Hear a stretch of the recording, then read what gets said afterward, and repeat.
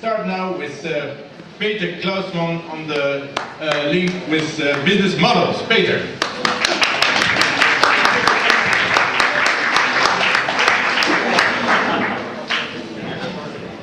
Okay, this is not my time yet, right? Okay, now it is.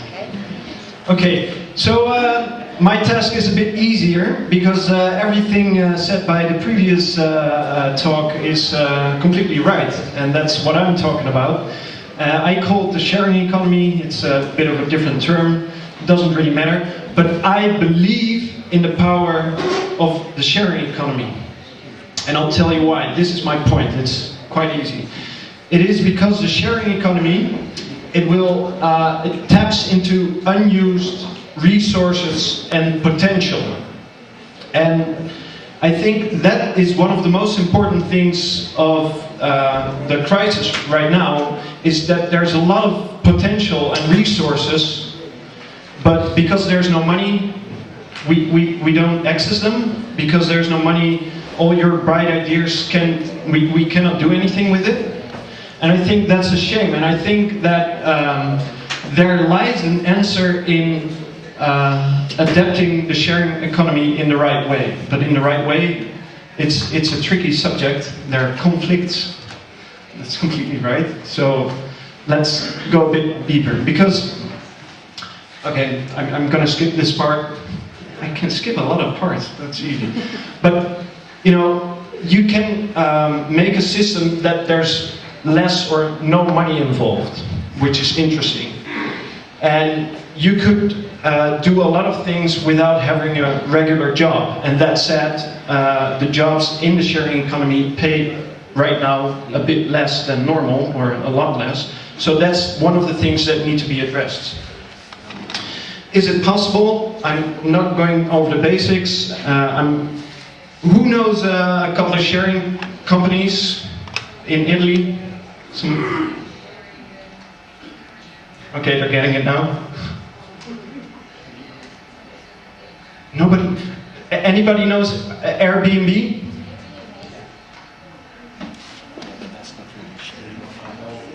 Airbnb? Yeah? No? They have to choose. Okay. You know you have to choose after this, right? Okay. I'll go a bit deeper into the into the list because there's a little reaction.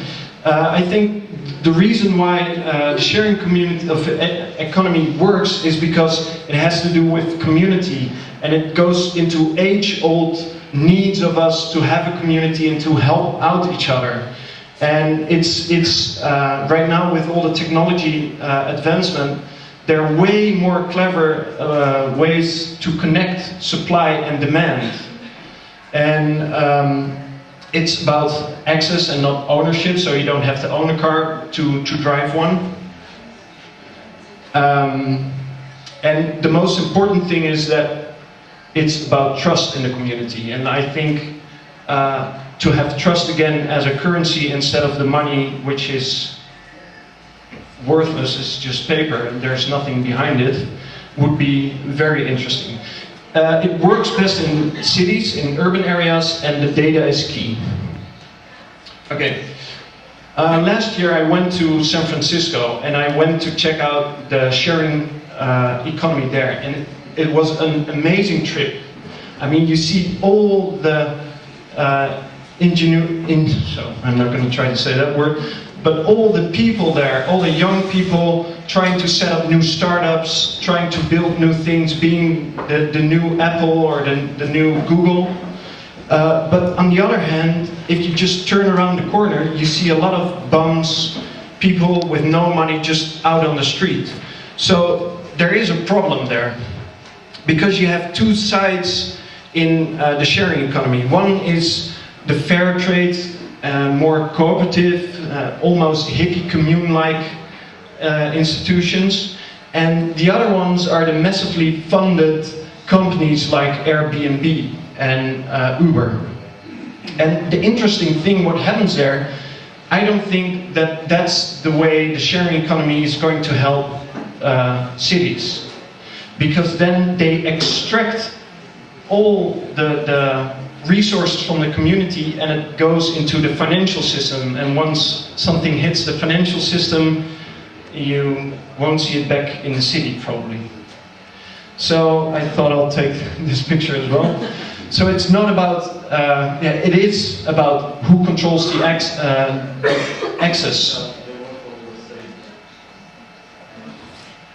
And it's the Uber thing, it's more platform capitalism.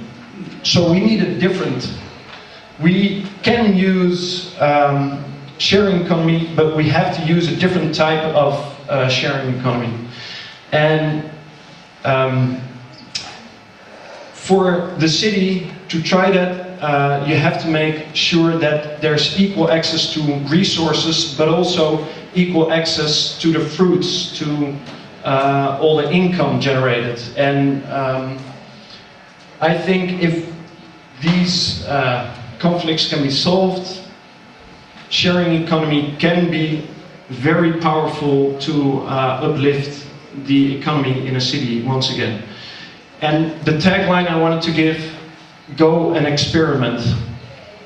Experiment a lot and be sure as a city to keep a stake in what is happening. Don't leave it to the private sector entirely. Thank you.